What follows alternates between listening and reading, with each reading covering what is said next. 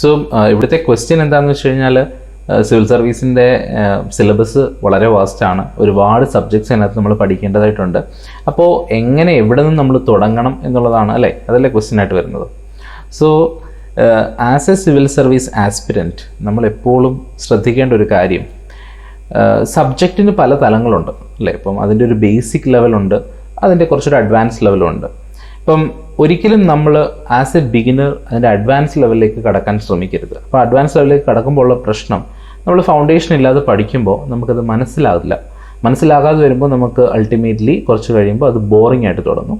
ഈ boring experience പിന്നീട് നമ്മൾ നിർത്തുകയും ചെയ്യും. ഓക്കെ, ഇതാണ് സാധാരണ കണ്ടുവരുന്നൊരു പ്രശ്നം. അപ്പോൾ അതിനുള്ളൊരു സൊല്യൂഷൻ എന്ന് പറയുന്നത് നിങ്ങൾ ഫൗണ്ടേഷനിൽ നിന്ന് തുടങ്ങുക എന്നുള്ളതാണ്. അപ്പോൾ ഒരു ക്വസ്റ്റ്യൻ വരുമ്പോൾ എവിടെയാണ് ഫൗണ്ടേഷൻ ഉള്ളതെന്നുള്ളത്.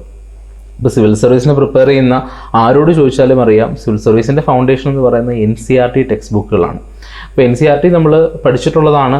നമ്മൾ ഏകദേശം 6ാം ക്ലാസ് മുതൽ 12ാം ക്ലാസ് വരെയുള്ള NCERT ടെക്സ്റ്റ് ബുക്കാണ് ഇതിൻ്റെ ഒരു ഫൗണ്ടേഷനായിട്ട് പറയപ്പെടുന്നത്. അപ്പം ആ ടെക്സ്റ്റ് ബുക്കുകൾ വായിച്ചാൽ തന്നെ നമ്മുടെ ഫൗണ്ടേഷൻ ക്ലിയർ ആവും. അതായത് ഈ ബേസിക്, ഞാൻ പറഞ്ഞില്ലേ, ഒരു നോളജ് ലെവലിൻ്റെ ഒരു ബേസിക് അണ്ടർസ്റ്റാൻഡിങ് നമുക്ക് കിട്ടും. പിന്നെ ആ ബേസിക് അണ്ടർസ്റ്റാൻഡിങ്ങിലേക്ക് നമ്മൾ അഡ്വാൻസ് ലെവലിൽ ബിൽഡ് ചെയ്യുകയാണ് ചെയ്യുന്നത്. അപ്പോൾ അതിനുള്ള ഡിഫറെൻറ്റ് ബുക്സ് അവൈലബിൾ ആണ്.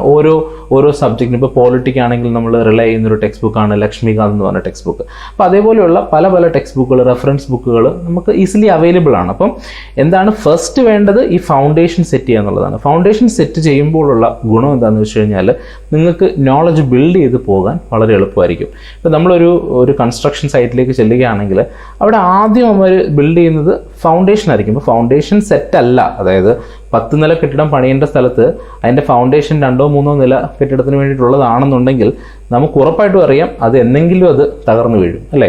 സോ ഫൗണ്ടേഷൻ സ്ട്രോങ് ആക്കുക എന്നുള്ളതാണ് നമ്മുടെ ആദ്യത്തെ ഉത്തരവാദിത്വം. അപ്പം നിങ്ങൾ ഏറ്റവും കൂടുതൽ ഫോക്കസ് ചെയ്യേണ്ടത് NCERT ടെക്സ്റ്റ് ബുക്കുകൾ വായിക്കാനാണ്. അതിനെപ്പറ്റി വായിക്കുകയും കൂടുതൽ മനസ്സിലാക്കുകയും ചെയ്യണം. ഇവിടെ ചിലപ്പോൾ നമുക്ക് ചില ഈഗോ വർക്കാകാൻ ചാൻസ് ഉണ്ട്. കാരണം നമ്മൾ ഓൾറെഡി 6ാം ക്ലാസ് മുതൽ 12ാം ക്ലാസ് വരെ പഠിച്ചതല്ലേ. ഞാനിപ്പോൾ ഗ്രാജുവേഷൻ കഴിഞ്ഞാണല്ലോ പ്രിപ്പയർ ചെയ്യാൻ വന്നിരിക്കുന്നത്.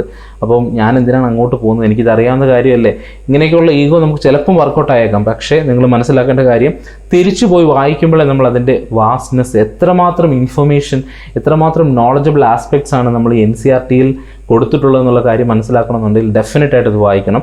സോ അതൊരു മസ്റ്റ് റീഡാണ്. അപ്പം NCERT നിങ്ങൾക്ക് ഒരിക്കലും സ്കിപ്പ് ചെയ്യാൻ പറ്റില്ല, സ്കിപ്പ് ചെയ്യുകയും ചെയ്യരുത്.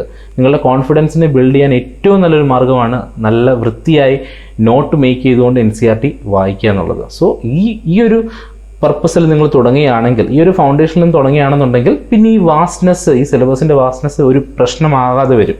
കാരണം നമുക്കറിയാം, ഓക്കെ, ഇവിടെ നിന്ന് ഇനി എന്തിലേക്ക് ഞാനിത് കണക്ട് ചെയ്യണം, ഇൻഫർമേഷൻ എങ്ങനെ കണക്ട് ചെയ്യണം എന്നുള്ള കാര്യം നമുക്ക് കൃത്യമായിട്ട് മനസ്സിലാക്കാൻ പറ്റും. ഇപ്പോൾ എല്ലാ സബ്ജക്റ്റിൻ്റെയും ഏകദേശം ഒരു ഫൗണ്ടേഷൻ നമുക്ക് NCERTയിൽ നിന്ന് തന്നെ ലഭിക്കുന്നതാണ്. ഇപ്പോൾ NCERT പോലെ തന്നെ ഇമ്പോർട്ടൻ്റ് ആണ് ന്യൂസ് പേപ്പർ റീഡിങ്ങും.